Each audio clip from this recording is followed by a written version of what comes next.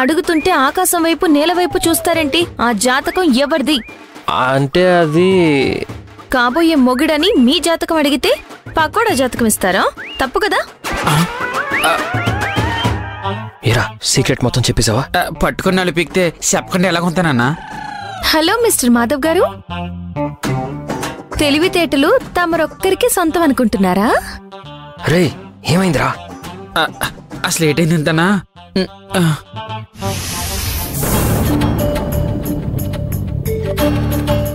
ఏ పకోడా ఇట్రా. ఎవడు దొరికిపోయినట్టు?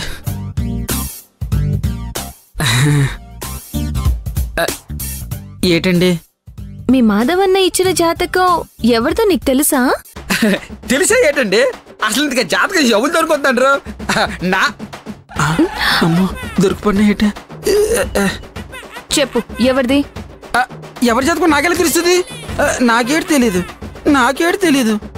తెలీదండి. అక్క ఏటక్క అలా కొడుసా? అక్కేంట్రా అక్క? మీ అన్నని పెళ్లి చేసుకుంటున్న దాన్ని నీకేమవుతాను? వదిన అనరా? ఆ జాతకం నాదే. అదన్నా జరిగింది. నేను ముందే పసిగట్టాను కాబట్టి సరిపోయింది. వెంటనే తప్పు జరగకుండా అడ్డుకోగలిగాను. నిన్న మాధవ్ గారు నాకు ఇచ్చిన జాతకం మాధవ్ గారిది కాదు, పకోడా జాతకం. పకోడా జాతకమా? అవును, నాకు ఇప్పుడే తెలిసింది. నేను మాధవ్ గారి జాతకం అడిగితే ఆయనేమో పకోడా జాతకం ఇచ్చారు. జాతకాల విషయాల్లో నాటకాలు ఆడతారా? ఇంకా నయ్యో మనకు ముందే తెలిసింది. లేకపోతే ఆ జాతకం మాధవ జాతకం అని పంతులు గారికి ఇచ్చేసి ఉండేదాన్ని. ముందే చెప్పి మంచి పని చేశావు. ఏమన్నారు? తమరు అబద్ధం చెప్పరా, మోసం చేయరా? తమరు సత్యహరిశ్చంద్రుడికి చిన్న తమ్ముళ్ళలాంటి వారా? అమ్మో అమ్మో, ఎన్ని అబద్ధాలు, ఎన్ని మోసాలు! తప్పు కదా? నేను అర్జెంటుగా హోటల్కి వెళ్ళాలి. అప్పటికప్పుడు జాతకం అడిగితే ఎక్కడి నుంచి తీసుకురావాలి? అందుకే లోపల నుంచి వీడి జాతకం తీసుకొచ్చి ఇచ్చాను.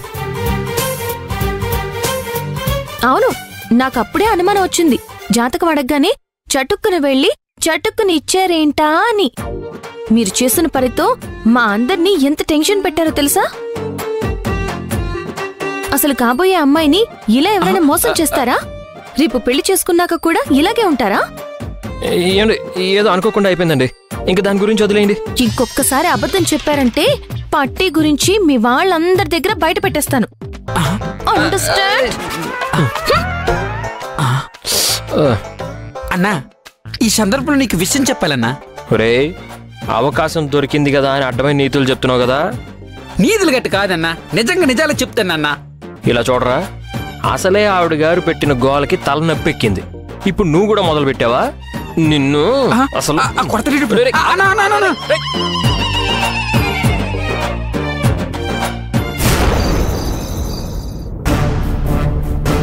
పులిని మేకని ఒకే బోన్లో ఉంచి పెంచాలనుకోవడం ఎంత అవివేకమో, వీళ్ళ పెళ్లి చేయడం కూడా అంతే అవివేకం. పాలు నీళ్ళలా కలిసిపోయేటంతటి పవిత్రమైన జాతకాలు. వాళ్ళిద్దరి పెళ్లికి ఎటువంటి అడ్డంకి లేదు. జీవితంలో కోలుకోలేని పెద్ద కష్టాన్ని ఈ పెళ్లితో మీరు మీ కూతురికి కానుకగా ఇచ్చినట్టవుతుంది. రెండు జాతకాలు అద్భుతంగా ఉన్నాయి. వీళ్ళిద్దరికీ పెళ్లి చేస్తే ఎంతో అన్యోన్యంగా ఉంటారు.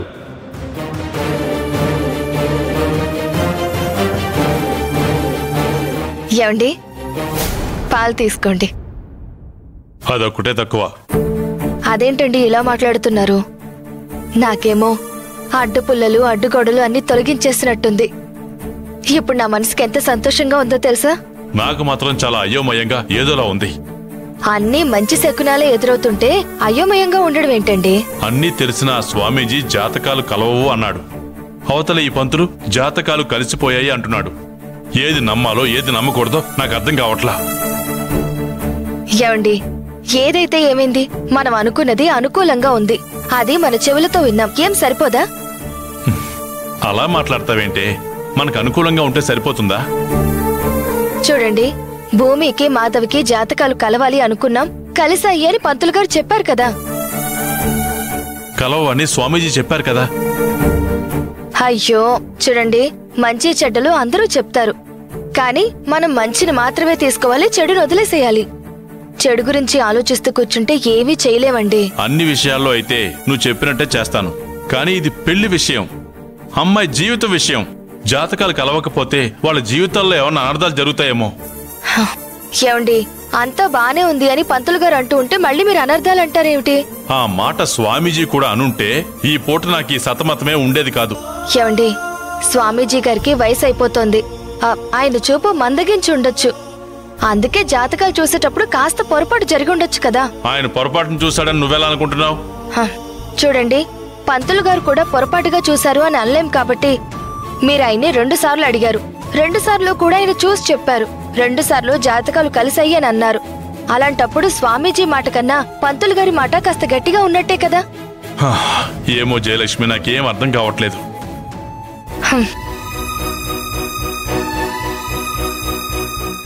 ఏమండి, ఆనందంగా ఉండాల్సిన సమయంలో అనవసరంగా ఆరాలన్నీ తీస్తున్నారు. మనం మంచి కోరుకుంటే మంచి జరుగుతుంది, చెడుగా ఆలోచిస్తే చెడే జరుగుతుంది. మీరు నా మాట వినండి, పంతులు గారన్న మాటే ఫైనల్. ఇద్దరి జాతకాలు కలిసిపోయాయి, వాళ్ళిద్దరి జీవితాలు కూడా కలిసిపోతాయి. ఇక మీరు దీని గురించి ఏమీ ఆలోచించకండి, సరేనా?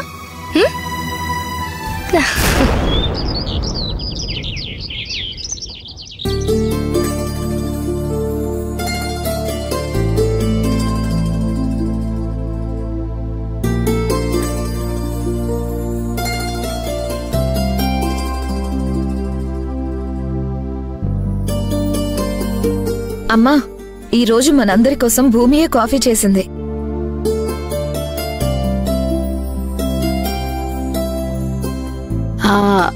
అలేఖ్య ఇక్కడికి వెళ్ళింది.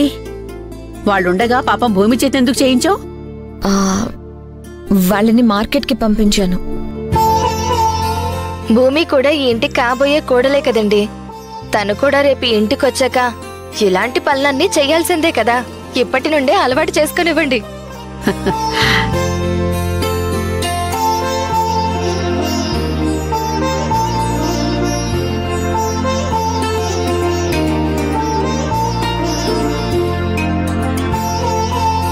ఈ అమ్మాయి ఏంటి గుడ్లు అప్పగించి అలాగే చూస్తుంది? చూపులతో తినేస్తుందా ఏంటి? అవునవును, చూపులతోనే తినేస్తాను. ఎంతైనా కాబోయే మొగుడివి కదా, నా మొగుడిని తినేసే అధికారం నాకుంటుంది.